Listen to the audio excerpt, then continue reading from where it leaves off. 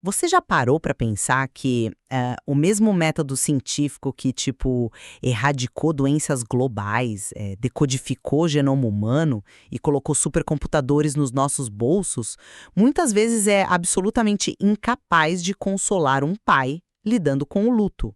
É uma dicotomia bem fascinante, né? A ciência nos entrega esse mapa objetivo, frio, do mundo físico, mas quando a vida real desmorona, quando a incerteza bate a porta, a gente instintivamente abandona os gráficos. Exato, a gente corre de volta para as histórias, para os provérbios, para aquilo que a nossa avó nos dizia no interior, sabe? E é por isso que estamos aqui. Bem-vindos ao The Debate. Esse é o nosso espaço para análise rigorosa e para o confronto respeitoso de múltiplas perspectivas sobre temas complexos. Uhum. E o tema de hoje é um peso pesado. Total! Hoje a gente vai dissecar o verdadeiro valor do chamado senso comum. De um lado da mesa, a minha visão seria esse senso comum apenas um obstáculo ultrapassado, tipo uma coleção de superstições sem rigor metodológico que precisa ser ativamente superada pela razão científica. Ou do outro lado da moeda, que é a minha posição aqui hoje, será que o senso comum é, na verdade, o nosso guia mais fundamental? Um guia. Sim, a soma viva da experiência humana acumulada. Algo absolutamente necessário para, sei lá, frear a arrogância do racionalismo puro e nos ajudar a navegar pela nossa própria mortalidade. Para quem está acompanhando a gente, especialmente os estudantes universitários que vivem exatamente essa tensão agora mesmo, chegando na academia, vestindo aquele jaleco branco no laboratório e sendo ensinados a questionar toda aquela sabedoria de gaveta que trouxeram de casa, Nossa, sim, é um choque de realidade. é a fronteira intelectual mais importante que vocês vão cruzar. E só para deixar nossas posições bem claras desde já, eu assumo a defesa do racionalismo moderno, consolidado ali a partir do século XVII.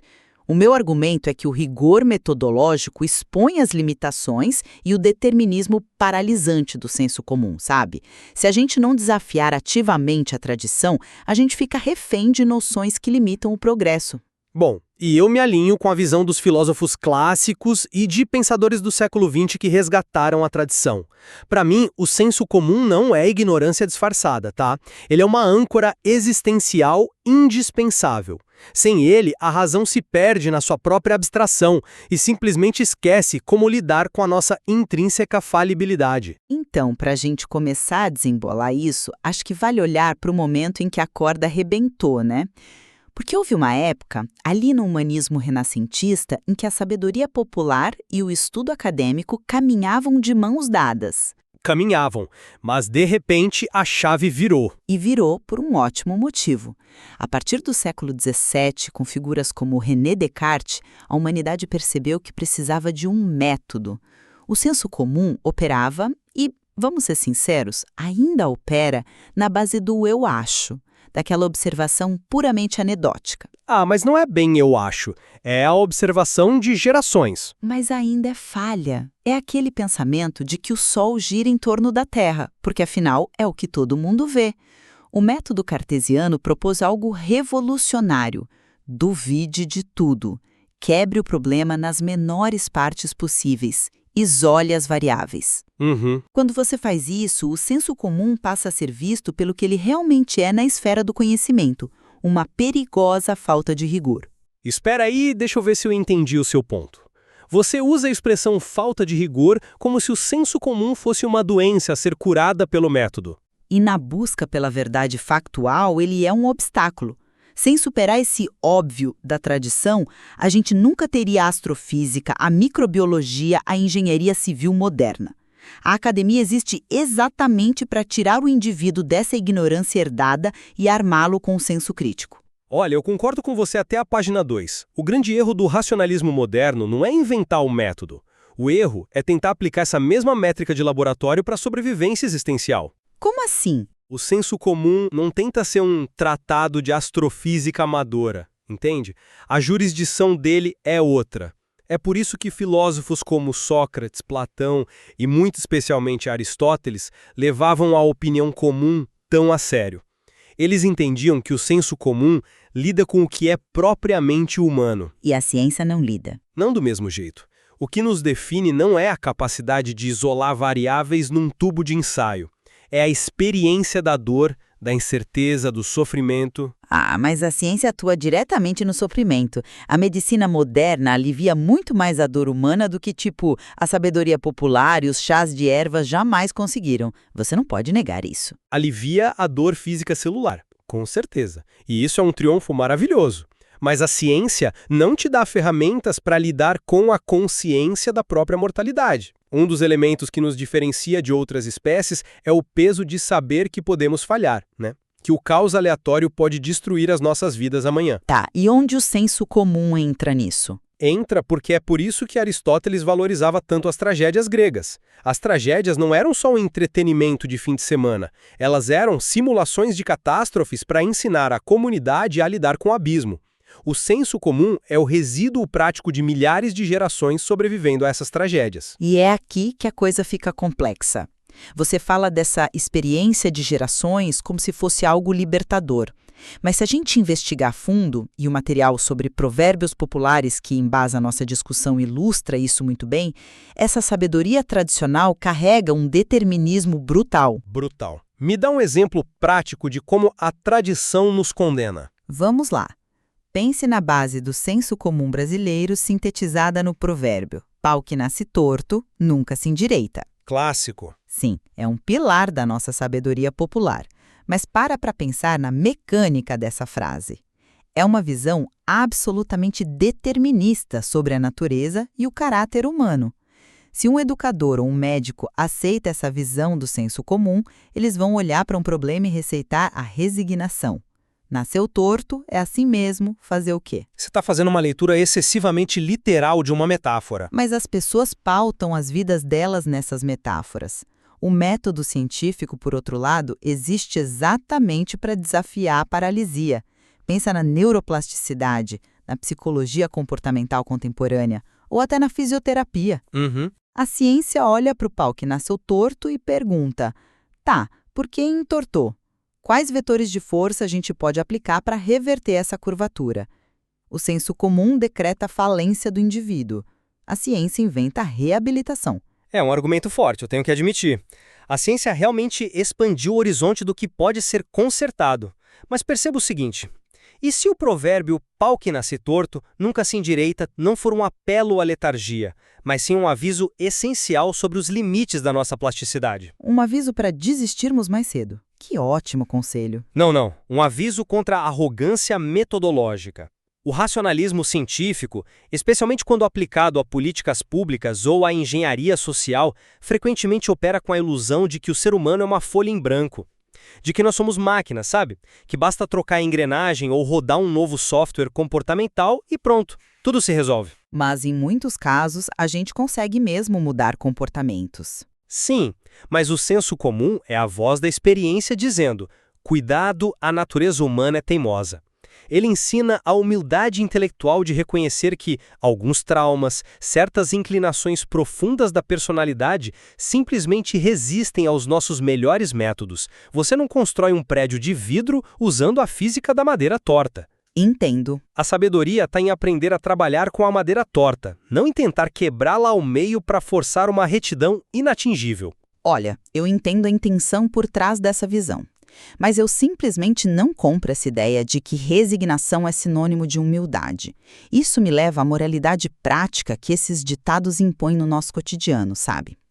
A função declarada da sabedoria popular é guiar as nossas ações. Mas quando você olha de perto, o que ela realmente faz é instilar um medo paralisante do fracasso, em detrimento de qualquer progresso real. Mas o medo é uma ferramenta evolutiva, ele nos mantém vivos. Sim, mas o senso comum exalta uma cautela que beira a mediocridade intelectual. Vamos pegar outro clássico. Mais vale um pássaro na mão do que dois voando. Um conselho excelente sobre prudência. Para mim, essa é a glorificação absoluta da falta de ambição.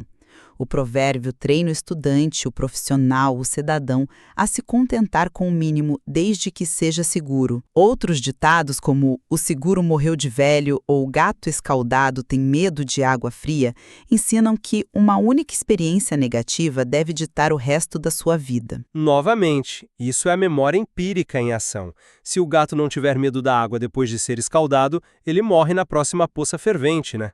O mecanismo do senso comum é evitar a repetição do erro fatal. Mas olha o impacto disso para o avanço da humanidade.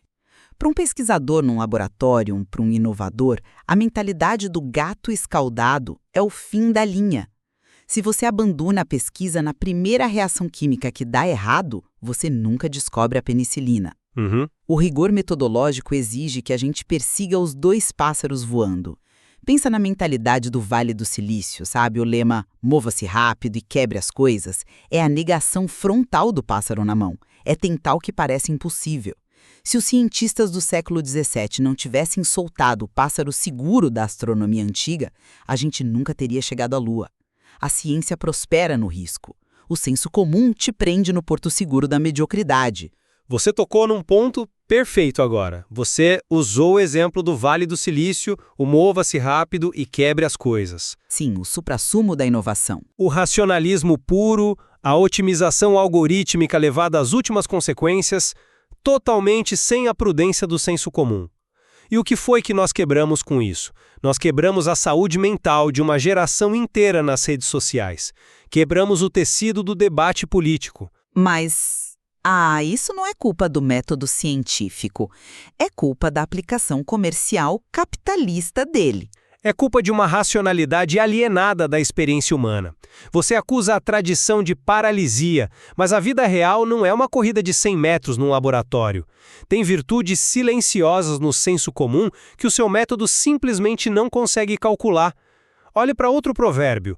De grão em grão, a galinha enche o papo. Que soa super lento, por sinal. Mas isso não é mediocridade, é a valorização da paciência monumental.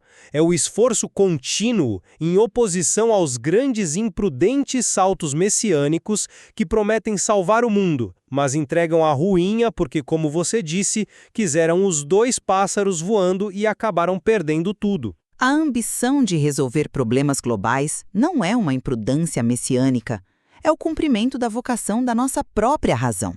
E é aí que nós esbarramos na provocação mais profunda que essa discussão pode oferecer. A arte clássica já nos avisou sobre isso.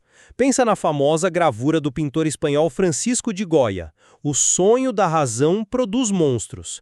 Quando eu penso nessa obra no contexto do nosso debate aqui, eu vejo a resposta definitiva a essa sua defesa irrestrita da ambição intelectual. Como assim?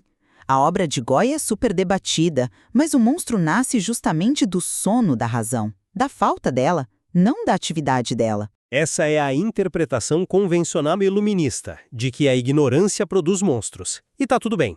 Mas pensadores mais críticos do século XX observaram o oposto na prática. Onde? Em todo lugar.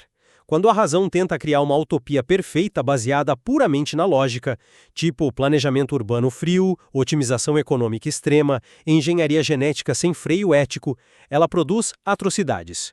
Os maiores desastres do século XX não foram causados por aldeões supersticiosos, foram planejados metodicamente em escritórios por pessoas extremamente educadas, vestindo ternos e jalecos, operando com eficiência máxima e absolutamente zero senso comum.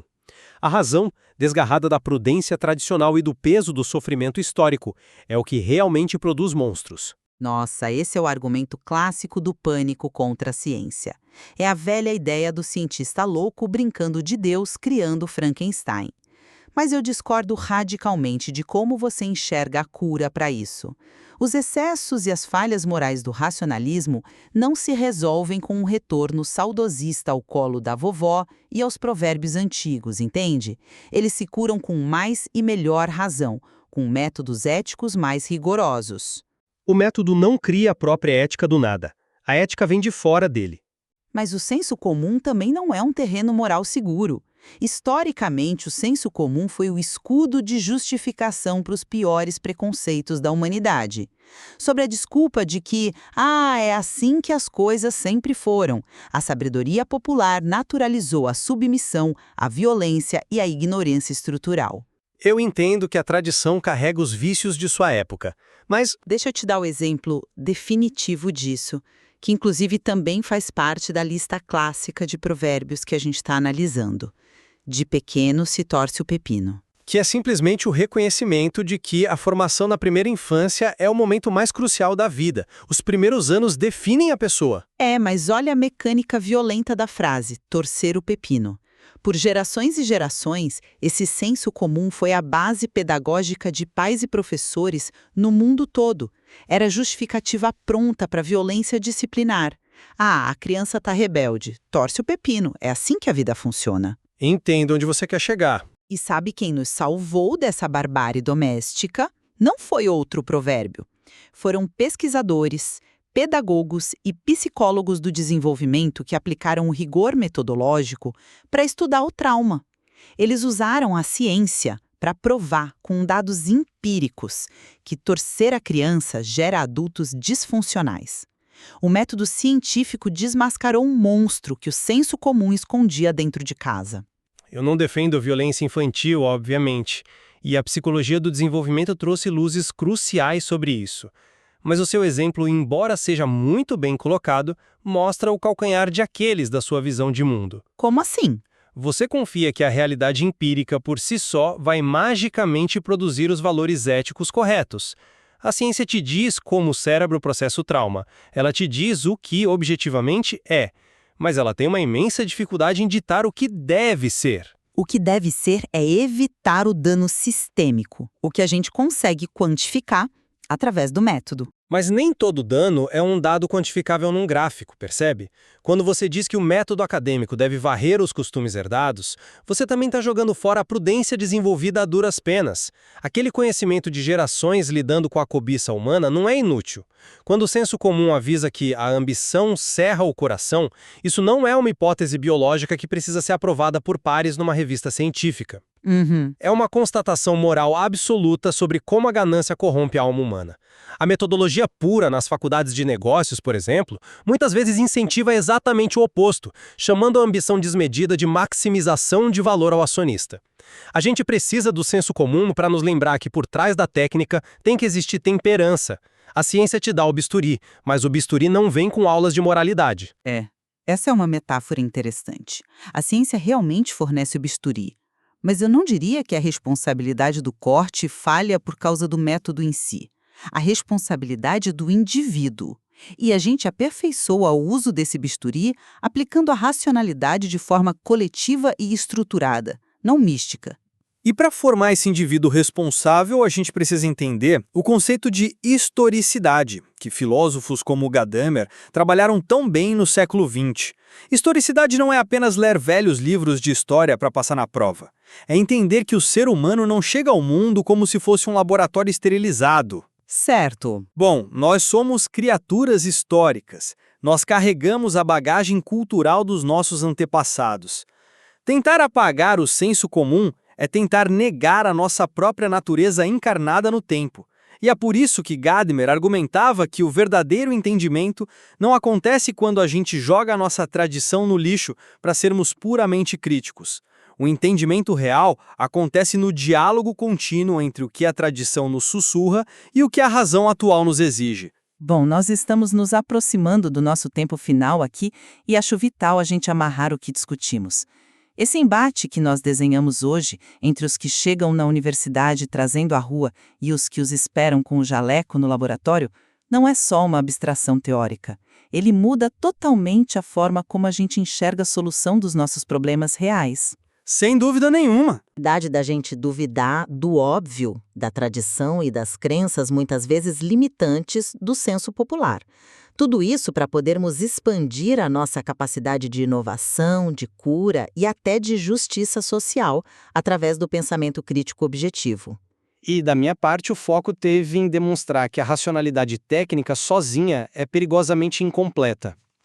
O senso comum e a experiência histórica não são apenas costumes antigos pitorescos. Eles formam um ecossistema de prudência, de humildade e de sabedoria prática frente ao sofrimento inevitável da vida. É um sistema que nos impede de perder a nossa humanidade no processo de nos tornarmos puramente lógicos. E olha, um ponto indiscutível de convergência entre nós dois aqui é o reconhecimento da falibilidade do ser humano. Nenhum de nós confia que o cérebro humano, deixado por si só, toma decisões perfeitas. Nossa discordância principal, porém, está no antídoto que escolhemos para essa falibilidade. Exatamente. Para mim, a única forma de mitigar as nossas falhas cognitivas e os nossos preconceitos é através da aplicação rigorosa de um método que, honestamente, não se importe com os nossos sentimentos ou com as nossas tradições confortáveis. Enquanto, para mim, a falibilidade humana exige que a gente não descarte o manual de sobrevivência que demorou milênios para ser escrito. O antídoto não é ignorar a tradição, mas integrá-la à nossa capacidade de reflexão moderna. E para o estudante universitário que está nos ouvindo agora, não jogue fora as roupas da rua com tanta pressa assim que pisar no campus, tá? A complexidade do mundo lá fora vai exigir de você não apenas a precisão fria do laboratório, mas a resiliência e a sabedoria poética da linguagem popular. O método científico é e sempre será a nossa lanterna mais forte no escuro. Mas é inegável, ouvindo seus pontos hoje, que a sabedoria acumulada no senso comum pode, em momentos de crise profunda, nos dizer em qual direção apontar essa luz. Da próxima vez que você vestir o jaleco branco, pergunte a si mesmo: de que serve a armadura da técnica sem a bússola da experiência humana? É uma provocação que todos nós, acadêmicos ou não, precisamos carregar. E com essa reflexão, que certamente vai ecoar nos nossos ouvintes por muito tempo, encerramos mais uma rodada do nosso encontro. Obrigada a todos que nos acompanham. Até a próxima vez e continuem questionando.